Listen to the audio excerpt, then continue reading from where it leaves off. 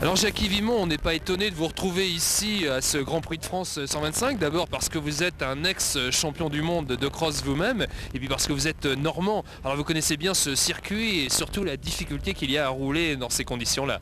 Eh bien oui, les conditions sont effectivement pas idéales pour un Grand Prix, mais cela dit, un pilote de motocross doit savoir rouler également dans la boue. Et je dois dire qu'avec tout ce qui est tombé, le terrain se comporte bien, et ça grâce certainement aux cailloux qu'on peut trouver dessous. Alors les favoris, on les trouve aux premières places aux essais chrono, à savoir Michael Pichon, Pedro Tracteur et Bobby Moore à la 3e place. Je m'appelle Pedro Tracteur, je viens de Hollande, j'ai 25 ans. Ma moto est standard avec quelques pièces spéciales venues du Japon. C'est un peu la même moto que l'an dernier. Je l'aime bien, elle est suffisamment rapide. L'Américain Bobby Moore revient à la 125. J'aime rouler en 125. Je pense qu'il s'agit d'un pilotage complètement différent de la 250.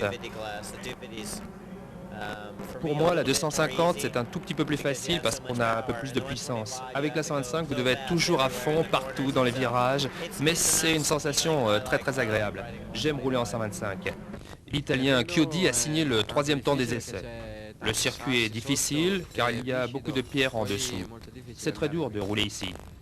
Les favoris, ce sont ceux qui ont fait les meilleurs temps. Pichon a bien roulé à près de 2-3 secondes de moi. Il est très fort. Mais il y a aussi Tracteur, le champion en titre. C'est sûr qu'il va vite. Et puis il y a le français Vial. Quelles sont vos ambitions cette année dans le championnat du monde 125 ? Mais pour l'instant, j'ai eu la chance de faire un bon début. En Italie, j'ai fait 3e et j'ai été pris dans une chute au départ, donc ça me fait quand même dans les 9e au classement, ce qui est pas mal pour un début. Et là, c'est la France, donc c'est à mon avantage. Je pense, j'aimerais terminer dans les 10 premiers, ça serait pas mal, quoi. En championnat du monde, il y a les 10 premiers qui ont l'avantage d'avoir des motos spéciales. Et moi, j'ai la chance d'être aidé par un importateur Pro Circuit cette année, pour la première fois, quoi. Et il m'apporte du bon matériel, qui est surtout vendu aux États-Unis. Et aux États-Unis, ça arrive à concurrencer les motos d'usine, donc c'est à mon avantage. Jean-Pierre Labbé, l'homme de Dunlop. Alors quels sont les pilotes justement officiels Dunlop dans ce championnat du monde ? Bon, bah alors commençons par les Français. Michael Pichon, Pedro Tracteur, donc, qui est le champion du monde en titre, Chiodi et Vial. Le français Michael Pichon, celui que tout le monde voit comme champion du monde, alors est-ce que c'est le cas aussi pour le responsable de Dunlop ? Disons, c'est un pilote qui en veut, Il a un très beau style, il est très cool sur la moto, il est fort agressif. Donc pour moi, ça c'est déjà un point très très positif. Ses défauts, il est peut-être un peu trop nerveux. Monsieur Chauvet, boss de la France. Michael a démarré très jeune et a acquis une très grande maturité au niveau du pilotage, principalement dans la trajectoire. Ce qui lui a manqué un petit peu l'année dernière, c'est la condition physique. Il a beaucoup travaillé. Je crois qu'aujourd'hui, et la démonstration encore dimanche dernier dans le championnat de France, c'est un des pilotes les plus rapides au monde aujourd'hui, principalement du fait de cette expérience et également de sa vision au niveau de la trajectoire. En 1994, Jean-Marie Hacking, le mécano miracle, a rejoint le Team Honda. Il a une bonne vue des trajectoires et du circuit. Ce point faible, je crois, c'est le départ. Il y a une concurrence très forte du côté de Bobby Moore et nos tracteurs qui sont plus âgés et qui ont plus de métier. Le team Pichon Honda Elf est toujours supervisé par le père de Michael, Alain Pichon. Ancien crossman, il a l'œil sur tout. La machine est révisée après chaque séance d'essai ou chaque manche par celui qui fut le mécano de Jobé et de Bale. Elle dispose de suspensions spéciales et d'un moteur vitaminé permettant à son pilote d'exprimer tout son talent.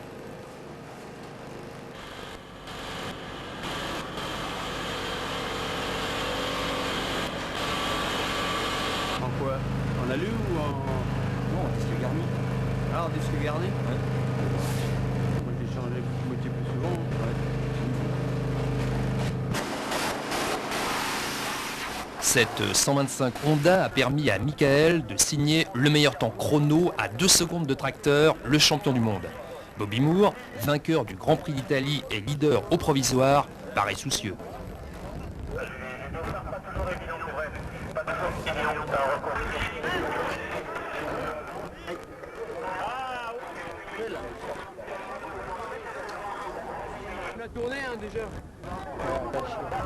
Le Grand Prix se dispute en 2 manches de 30 minutes et 2 tours. 2 courses où le départ est fondamental. Alors chacun améliore comme il le peut sa ligne de départ.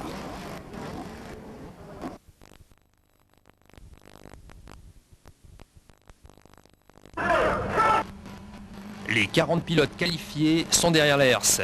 Les favoris, Pichon, Tracteur, Moore et les autres sont à l'intérieur. À l'évidence, c'est le bon choix car au terme de la courte ligne de départ, voyez la Honda numéro 5 qui vire en tête. C'est celle de Pichon, bien sûr. D'emblée, le jeune Sartois prend la direction des opérations. Son all shot lui a permis d'éviter les projections de boue sur ses lunettes. C'est un avantage incontestable dont il profite pour faire le trou.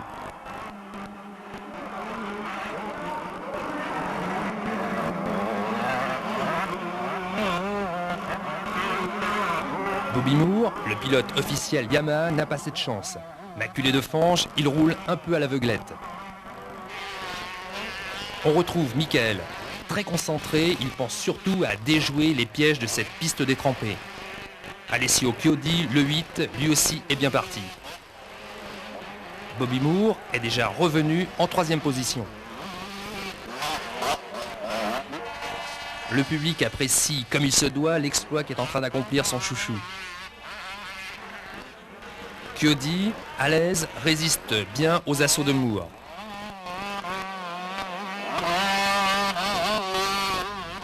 Tracteur, l'autre favori, s'est fait enfermer au départ, mais il remonte à la vitesse grand V. Il est déjà 6e après 2 tours. Il précède maintenant Fred Vial.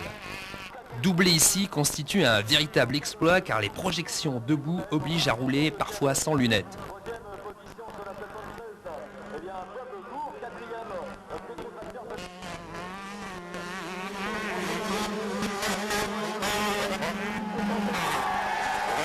Pas de problème pour Pichon, ni pour Chiodi ou Tracteur qui poursuit sa remontée.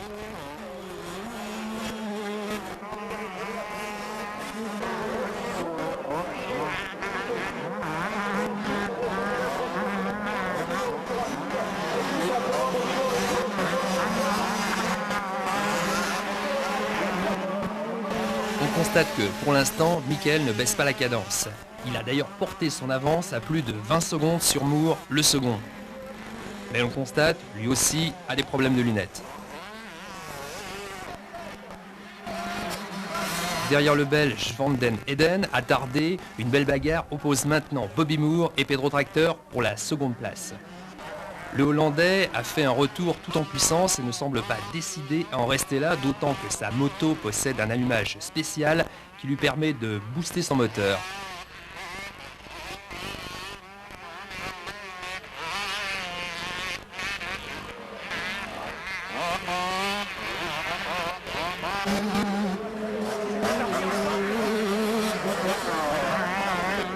Dans la boue, Pedro fonce comme un tracteur de course. L'écart qui le sépare de Bobby se réduit comme une peau de chagrin. À l'évidence, la Suzuki ne manque pas de puissance et son pilote sait exploiter tous ses chevaux.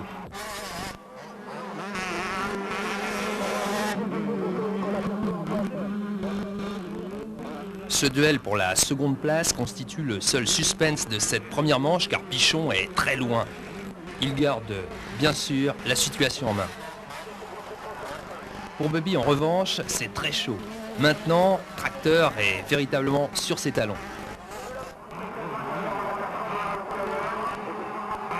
Michael Pichon se reconnaît facilement. Il est leader, il est le plus propre et il roule le mieux.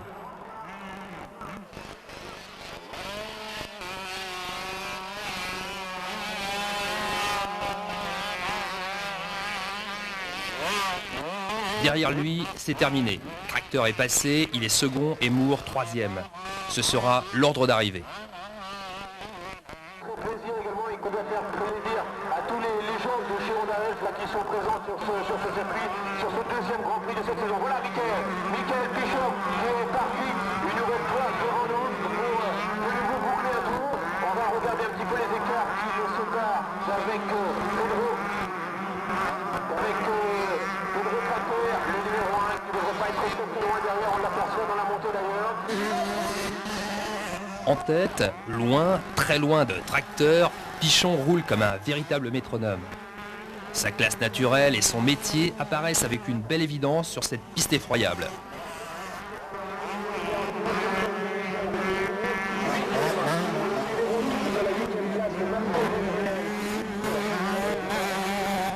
Pedro Tracteur a beau mettre ses dernières forces dans la bataille, il a tout de même 40 secondes de retard sur la Honda du leader.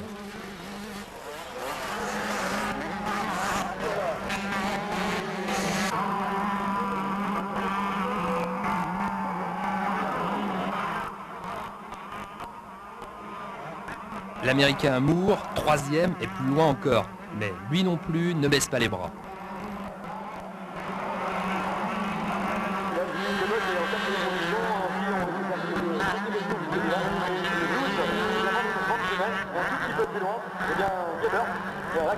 Et bien, bel et bien là, en quatrième position, oh là là, l'écart creusé entre les turbos, les locomotives, les bombardiers qui...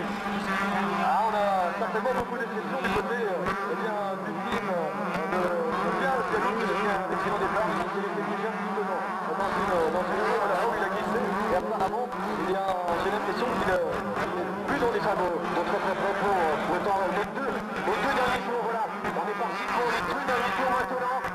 Deux dernières occasions pour vous d'applaudir le pilote sartois qui est prêt là pour inscrire sur...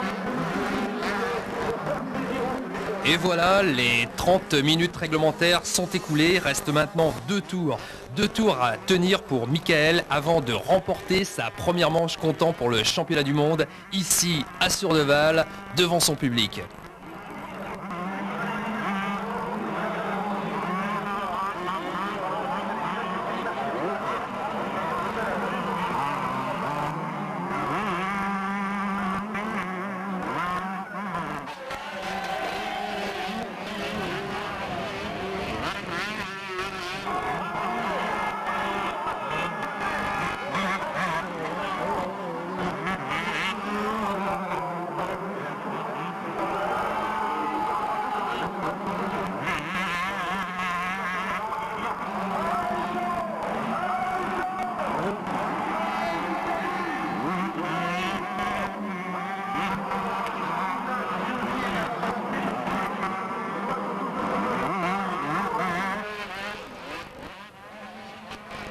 Et voilà les derniers virages, les dernières dizaines de mètres du circuit de la Bigotière qui ont fait d'ailleurs précisément 1945, autant dire un boulevard. Et c'est bientôt l'arrivée pour Michael Pichon.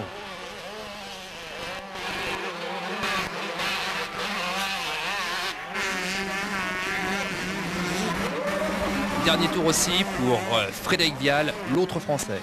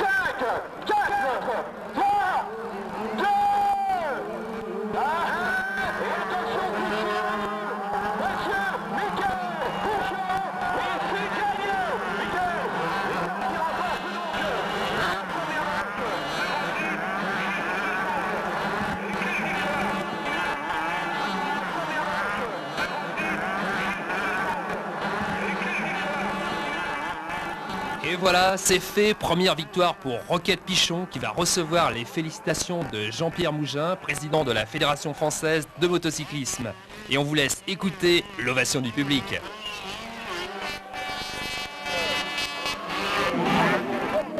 Classement de cette première manche, premier Pichon, deuxième Tracteur, troisième Moore, quatrième Chiodi, cinquième le Hollandais Svebe, Frédéric Vial est 11e et Maschio 12e. Et l'heureux vainqueur nous livre ses impressions. Disons que j'ai pris un bon départ dès le début. Bon, j'ai tout de suite vu dans la sortie de grille que j'allais virer en tête au bout. Et puis bon, les premiers tours, ça a été très difficile, le circuit avait beaucoup changé. Et bon, je me suis contenté les deux premiers tours de regarder les trajectoires, de prendre bien les bons repères sur la piste. Et puis ensuite, tout a été pour le mieux. Une fois que j'ai les bonnes trajectoires, j'ai essayé de rouler sans faire trop de fautes. J'ai pas fait de faute et tout a été impeccable. Après, tout s'est bien passé. Et les conditions météo t'ont pas particulièrement gêné alors? Bah, m'ont pas gêné trop à piloter, mais m'ont gêné un peu physiquement. Le circuit est devenu très difficile. Il est très, très difficile de faire un tour sans presque chuter. J'ai failli chuter, j'ai même chuté dans une ornière. Bon, et maintenant, la deuxième manche risque d'être encore plus difficile puisque le circuit va sécher, il va y avoir encore plus de boue. La boue va coller. Mais bon, en partant devant, comme je l'ai fait là, je pense qu'il n'y aura pas de problème.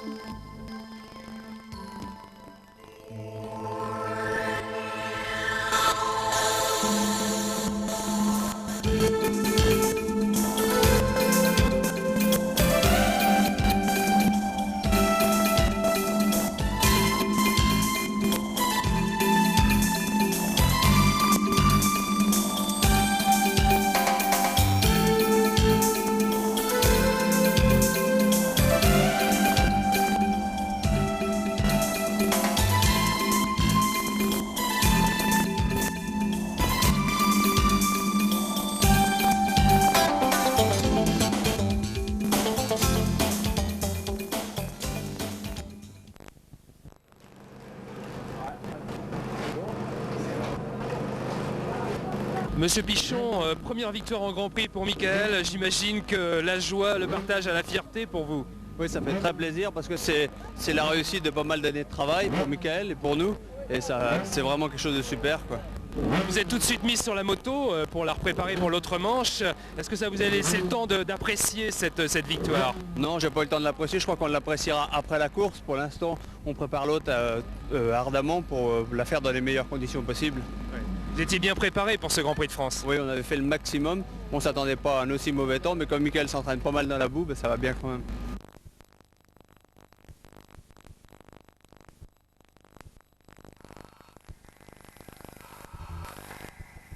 Quelques minutes avant le départ de la seconde manche, les conditions de course sont bien sûr toujours aussi exécrables et le rythme cardiaque des pilotes s'accélère.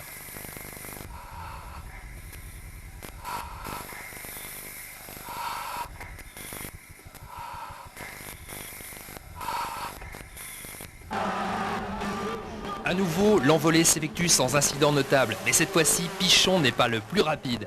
Il a trouvé son maître en la personne de l'Allemand Willmann. Et derrière, ça se bouscule. Rassurez-vous, Michael est second et il n'a pas l'intention de recevoir très longtemps les projections de boue de l'homme de tête. Pourtant, Christian Willmann essaie de résister, mais allez résister à un Pichon déchaîné. Et bientôt, la cause est entendue.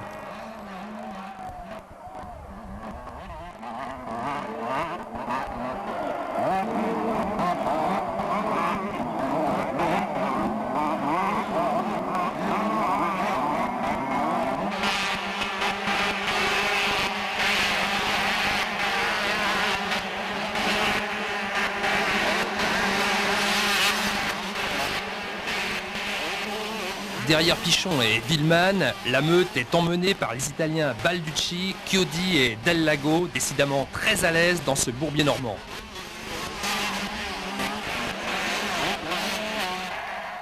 La foule chauffée à blanc salue comme il se doit le début de cavalier seul de Michael Pichon.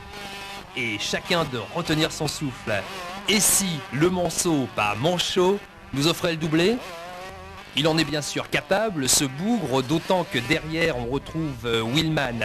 Mais les autres favoris, Tracteur, Moore ou Chiodi, sont déjà soit lâchés, soit retardés par les difficultés du circuit. Tout ça fait bien sûr le bonheur du tricolore qui met les gaz avec une ardeur qui fait plaisir à voir.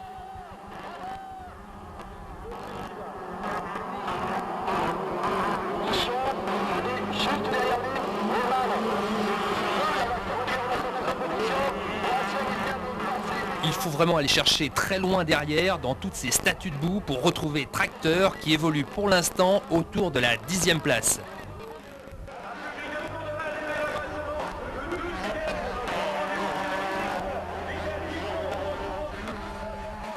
La Honda numéro 5 a donc piste libre, d'autant que Willmann, toujours second, n'est pas un danger pour le Français.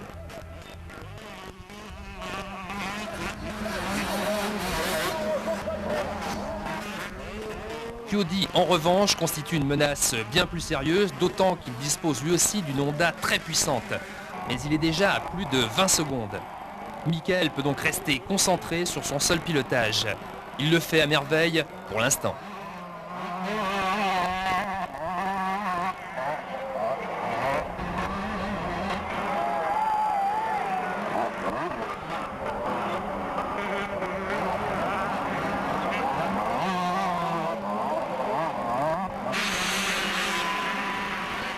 On peut constater ici que les ornières se sont profondément creusées. Dessous, le sol est très dur, ce qui provoque de sacrés changements d'adhérence. Willmann devance Del Lago, Chiodi, Balducci, c'est l'armada italienne.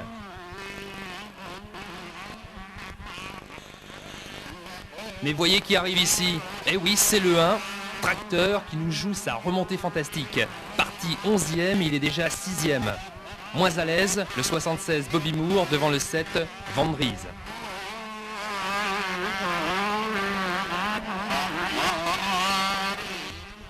Bagarre italo-italienne ici entre Del Lago et Chiodi pour la 3e place. Et voilà, Alassio va passer.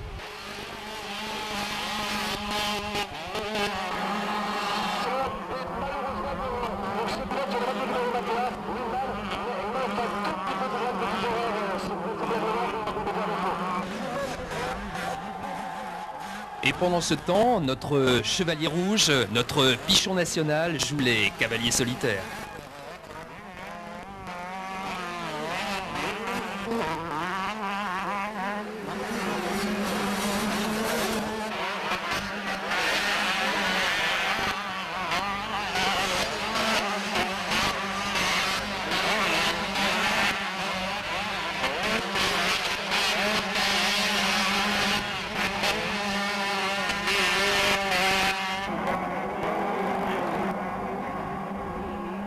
Pour l'instant, notre pilote Elf Honda ne commet pas la moindre petite erreur. Super concentré sur ses trajectoires, il aligne les tours avec une belle aisance, de quoi écœurer tous ses adversaires.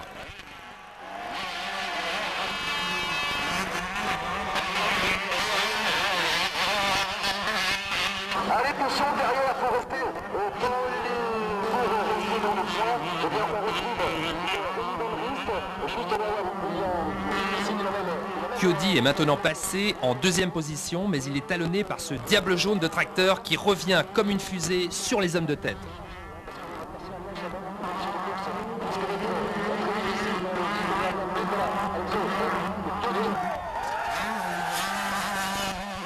Pichon, Chiodi, tracteur. Averti du danger, Michael accélère, mais ce n'est pas Chiodi qui est le plus menaçant, c'est l'Hollandais Pedro Tracteur. Pour l'instant, il ne commet pas d'erreur, pas d'écart, tout va à merveille.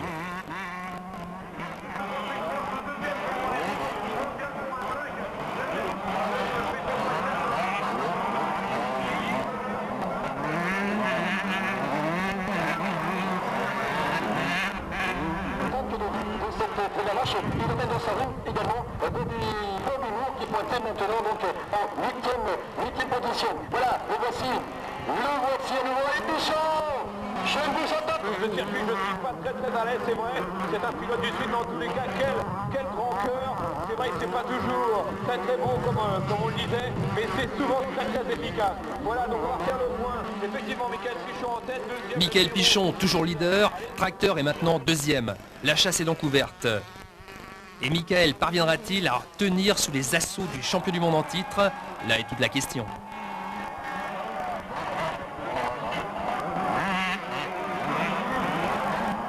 Car il y a le danger de la piste bien sûr, mais aussi celui constitué par les attardés, comme ici l'infortuné Dal Lago.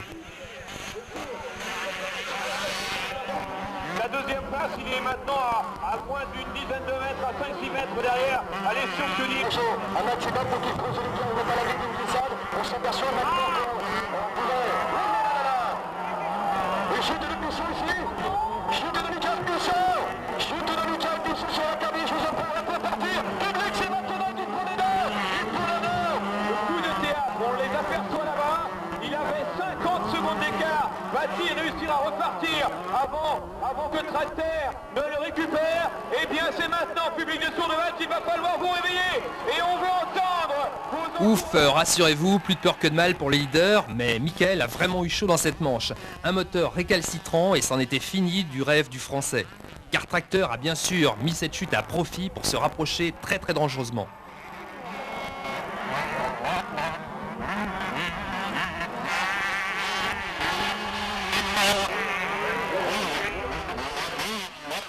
Encore quelques boucles à disputer. Tracteur lance donc ses dernières forces dans la bataille, mais Michael contient parfaitement l'assaut. La fatigue commence pourtant à se faire sentir et cela lui vaut quelques belles embardées.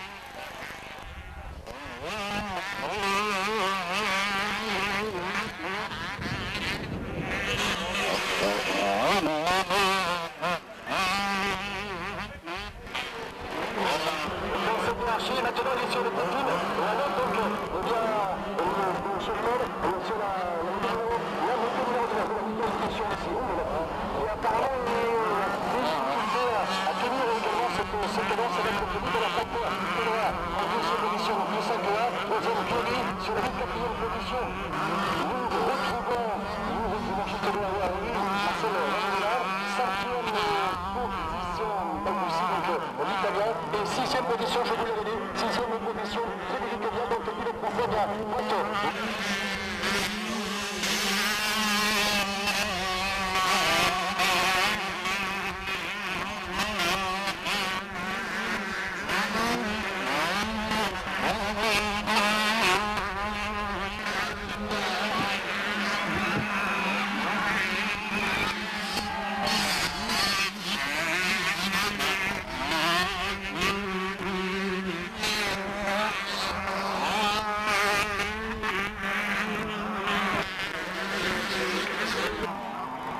Après l'alerte qu'a connue leur chouchou, les 10 000 spectateurs qui entourent le circuit de Sourdeval ne vont pas ménager leurs encouragements.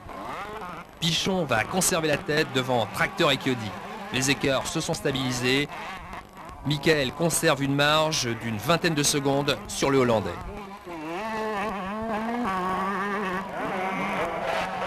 Maintenant, c'est le plus dur, il faut tenir. Tenir pour Pichon bien sûr, mais aussi pour Tracteur qui entend bien terminer une nouvelle fois second et prendre la tête du championnat du monde.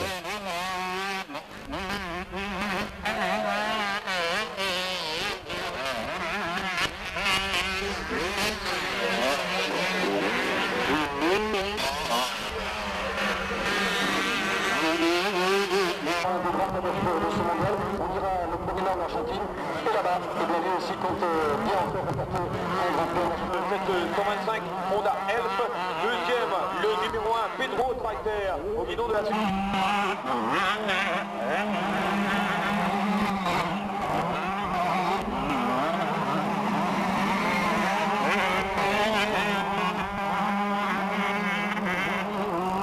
Ce sont les minutes les plus difficiles pour les trois hommes de tête. La moindre erreur, le moindre écart, et c'est le bénéfice de toute une course qui est anéantie.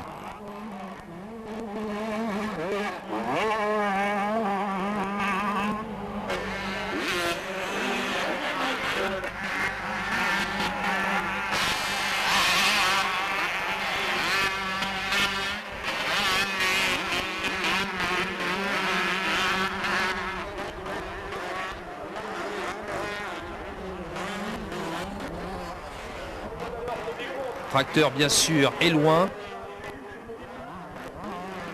Désormais pour lui il s'agit d'assurer, il ne parviendra pas à revenir sur l'homme de tête. Voilà, c'est l'arrivée, le doublé pour Michael qui gagne enfin son premier Grand Prix et connaît son jour de gloire. Il remporte cette manche devant Tracteur, Chiodi, Balducci et un super Frédéric Vial qui consolide le succès français.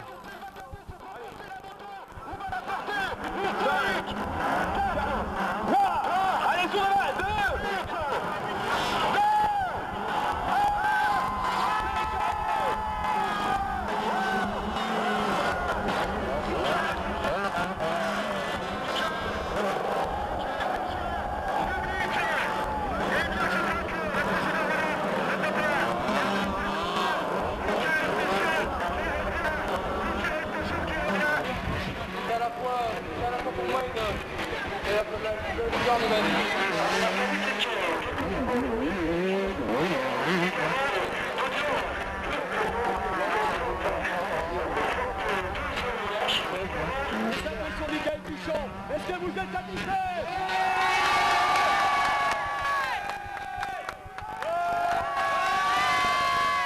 Bravo Michael, alors j'imagine que tu dois être heureux ce soir. Ah oui, là il n'y a pas de problème. Pour moi c'est une super victoire. J'ai fait le maximum, j'ai tout donné aujourd'hui. Bon, j'ai pris en deuxième manche, tout s'est bien passé jusqu'à peu près au quatrième tour. Il y a un pilote qui était chuté derrière un saut, je ne l'ai pas vu, j'y ai sauté dessus. Et bon, bah, j'ai eu très peur, j'ai bien cru que la journée s'arrêterait là. Et j'ai même eu peur pour le championnat, j'ai eu peur de me blesser. Donc je me suis relevé, j'ai pris mon temps et tout s'est bien passé. J'ai fait le maximum ensuite, même si j'étais commencé à être vraiment fatigué, le circuit était très difficile. On te sentait fatigué sur les derniers tours, tu as même commis quelques petites erreurs. Là, t'as pas un peu paniqué à ce moment-là? Bon, Pedro Tracteur était loin, donc c'est vrai que j'ai paniqué un peu, mais je savais que de toute façon, moi j'ai fait des erreurs. Mais le circuit était tellement difficile que pour n'importe quel pilote, c'était quasiment impossible de faire un tour sans faire beaucoup d'erreurs. Bon, je pensais pas que le circuit allait être aussi difficile. Maintenant, j'ai mis 40 points d'un coup, donc ça leur a mis, je pense, un bon petit coup au moral. Et c'est c'est de bon augure pour la suite du championnat, même si c'est vrai que ce sont des très bons pilotes et qui ne vont pas se faire avoir comme ça. D'avoir gagné là et d'avoir repris beaucoup de points à Tracteur comme à Bobby Moore, c'est très bien et moi je suis très content pour mon team, pour tout le monde, pour tous les gens qui sont autour de moi et j'espère bien faire voir à Tracteur et à Moore que je suis le meilleur comme je l'ai prouvé aujourd'hui. Le public t'a encouragé tout au long de ces 2 manches, il y avait énormément de monde aujourd'hui malgré les conditions épouvantables. Est-ce que c'était stimulant, est-ce que ça t'a fait quelque chose de voir tout ce public qui t'encourageait? Oui, ça m'a beaucoup aidé, ça m'a même permis à certains moments d'oublier la fatigue. Le public m'a vraiment surpris parce que bon, c'est vrai que le motoclub n'a pas été n'a pas eu beaucoup de chance avec les conditions de météo. Et bon, le public m'a impressionné, il y avait vraiment beaucoup de monde. Tous les gens étaient déchaînés sur le bord de la piste. Donc je pense qu'ils sont venus nombreux en espérant que je remporte ce Grand Prix. Maintenant c'est fait et je suis vraiment content pour moi et pour le public et j'espère leur amener un titre en fin d'année.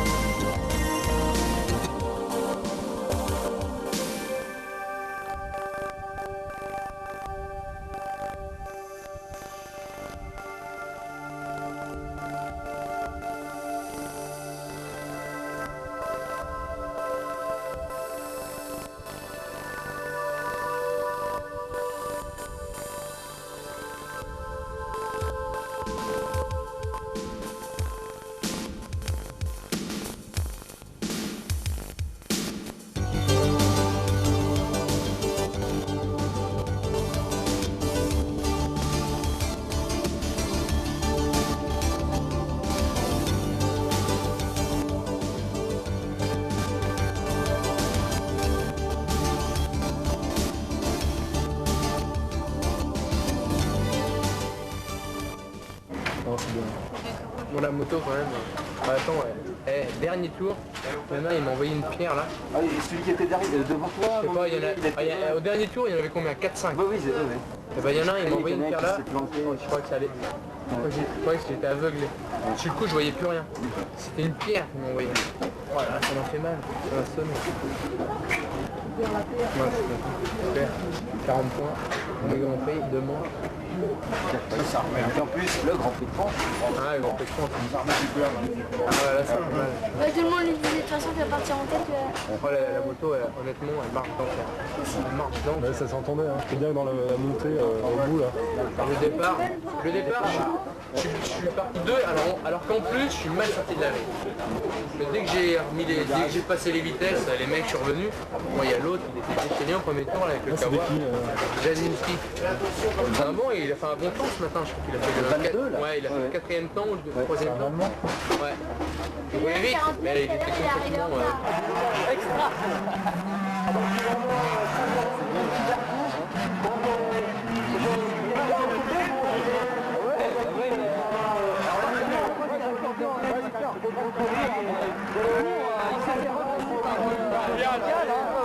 Non mais c'est extra là.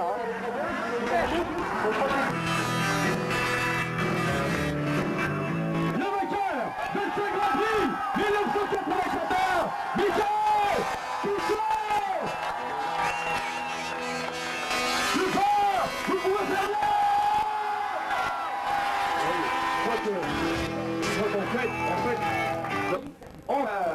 JLM Coupe de Bayeux, je peux vous dire que c'est très très lourd, on va pas faire peser ça plus longtemps. Je vous demanderai de lui réserver également une ovation comme il se doit. Il va vous la présenter.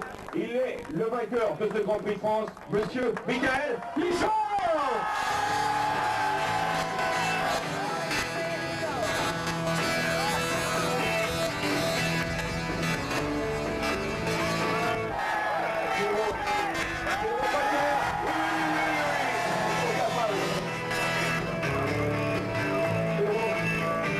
What do you think about these people?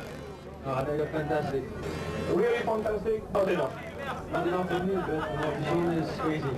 Alors, il a dit que vous avez été un petit peu chauvin pour Michael, et un petit peu fou peut-être. Alors, mais vous pouvez lui en faire autre. Je voudrais qu'on applaudisse comme il se doit, 3e. Johnny, on ne l'attendait pas. Il est là avec Johnny.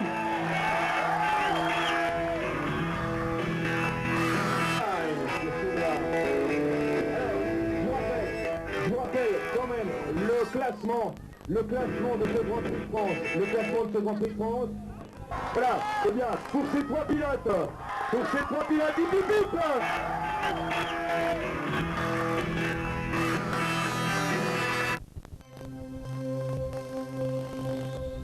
Hip hip hip hurrah pour ces 3 pilotes bien sûr, et pour Michael Pichon, double hip hip hip hurrah. Nous rappellerons d'ailleurs que 2 glorieux aînés du français ont gagné ici à Sourdeval. Il s'agit de Jackie Vimon en 1984 et de Jean-Michel Bayle, victorieux en 1987. Tous deux sont devenus champions du monde. Alors, Michael, jamais 203 ?